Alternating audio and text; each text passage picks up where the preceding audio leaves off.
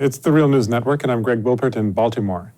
Conditions seem to be ripening for the war in Yemen, which has ravaged the country since 2015, to come to an end. The U.S. is the largest provider of arms to the Saudi-led coalition that is waging the war, and the U.S. House of Representatives voted this week to halt arms sales to the Saudi-led coalition. The U.S. is the main supplier of munitions and intelligence to Saudi Arabia in this war effort. Also, the United Arab Emirates, or UAE, announced last week that it will withdraw its forces from Yemen, where it was providing a majority of the ground forces fighting against Yemen's Houthi ethnic group, which controls most of the country. On Sunday, representatives of the Yemen government, which is supported by the Saudi coalition, met with Houthi officials on a ship off the coast of the city of Hodeidah under UN mediation.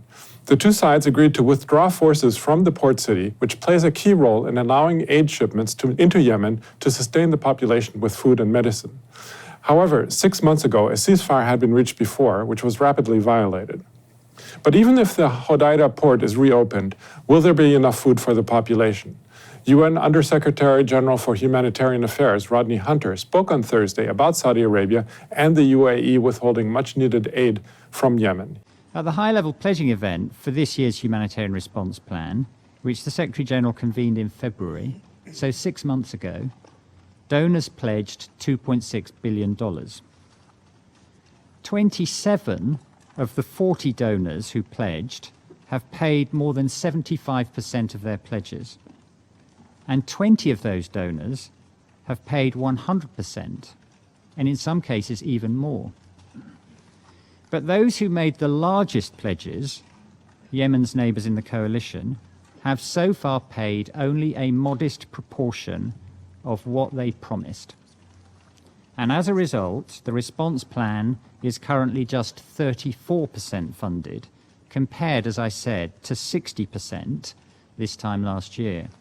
Joining me now to discuss the latest developments in the Yemen war is Patrick Cockburn. He is an award-winning journalist and longtime correspondent for the British newspaper The Independent. He is also the author of several books on Middle East politics, the most recent one being The Age of Jihad. Thanks for joining us today, Patrick. Thank you. So, how stable is the new limited ceasefire in your opinion? There was a report in the Chinese media the other day that it had already been broken and that 5 Houthi and 3 pro-government soldiers were killed. But the UN says that the ceasefire continues to hold. What's your perception of what's going on?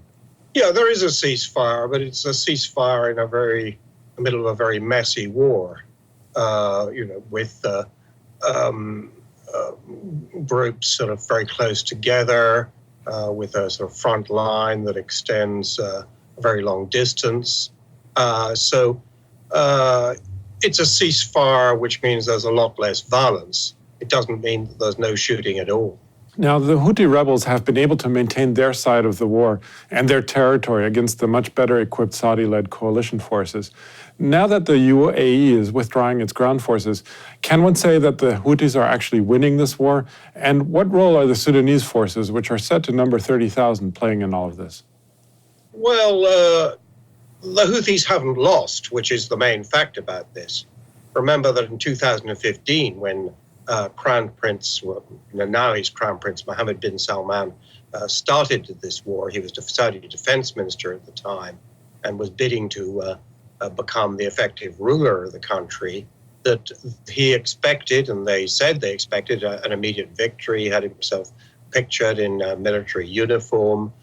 This was to be a victory that was to assist him in his grab for power. And it's never happened, that they're still there 4 years later, despite pressure from Saudi Arabia, mainly in the form of aerial bombing. We've had 90,000 people killed in Yemen. We have millions of people on the edge of starvation.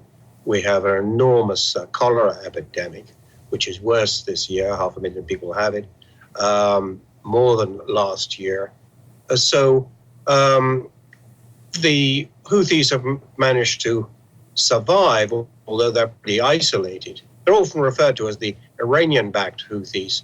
But in terms of sort of military equipment, there's very little backing from Iran, the place the weapons come from. Yemen has always been a very big arms mart.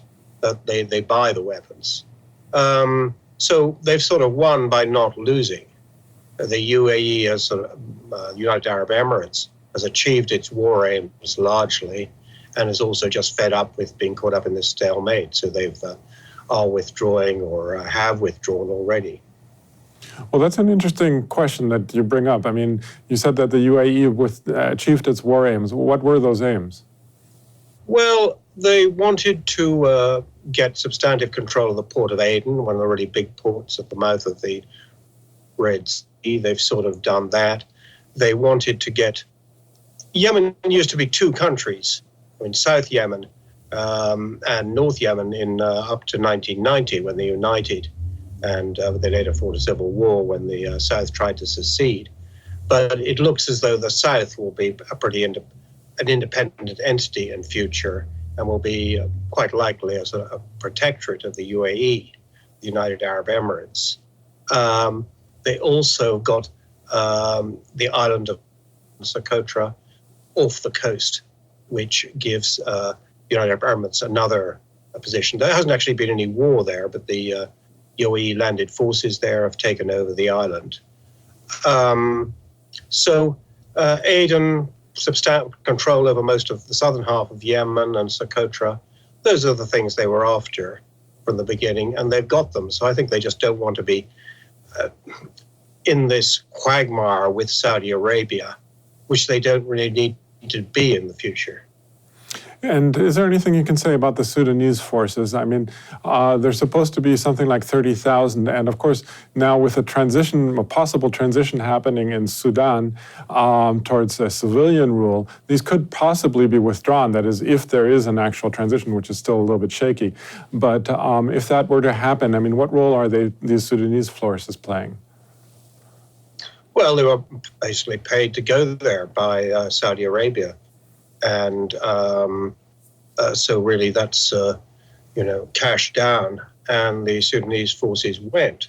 The US seems to have assented to this and made various concessions to Sudan. But with the turmoil in Khartoum, with a democratic uprising against the military who've been misruling it for so long, obviously that's in doubt. The presence of the Sudanese forces is in doubt. Now, as I mentioned in the introduction, the U.S. Congress voted this week to block arms sales to the Saudi-led coalition forces, but Trump will probably veto the resolution, and it's unlikely that there will be enough votes in Congress to override his veto. And earlier in last April, Congress already invoked the War Powers Act to stop U.S. support for the Saudi war effort, but Trump vetoed that too. But if by chance Congress were able to block U.S. support for the Saudi-led war in Yemen, what effect would that have on the war? Would the Saudis be able to continue it? They probably would, but I think it's already had an effect. You shouldn't underestimate that the Saudis would look to the U.S. to take the place of the United Arab Emirates in their coalition fighting the Houthis in the northern part of Yemen. And it seems to me doubtful that Trump could do that, not only ignore or veto what Congress has said about the Yemen war, but actually increase U.S. involvement. So that doesn't seem to be a goer. So that's going to have a significant effect, because Saudi Arabia has really sort of had this war on the cheap, not financially, but it's been mainly dropping bombs. It's been there's good evidence that they've been targeting Yemeni fishing boats, offshore farms, water sources. That they've launched an attack on the civilian infrastructure, but they haven't had ground forces or many of their own troops on the ground in Yemen. So there's a vacuum left by the Emirates forces withdrawing. So they might have looked to the US to help them there, but because of the pressure in Congress and to some degree bipartisan with Republicans involved as well as Democrats, this will make it more difficult for the US to increase its engagement. So I think that is a pretty important factor. Now, the UN strategy seems to be to go from a ceasefire to an actual peace treaty. Do you think that a peace treaty is realizable in the foreseeable future? I think it'd be pretty difficult because this war has quite a number of fronts. The Yemen government, so-called, is really a stooge of Saudi Arabia. The Houthis, are a very sort of military movement. They won't necessarily be for a peace at this moment. So I think it'd be difficult to do. Also, you've got forces all along the line, engaged with each other, very suspicious of each other. So we've seen that in Hodeidah, where there was a sort of withdrawal by the Houthis, but the Saudis and others said they'd left allies behind. There's still fighting going on there. So it would be a very difficult ceasefire or peace agreement to please. Okay, unfortunately, we're going to have to leave it there for now. I was speaking to Patrick Cockburn, longtime correspondent for the British newspaper The Independent. Thanks again, Patrick, for having joined us today. Thank you. And thank you for joining the Real News Network.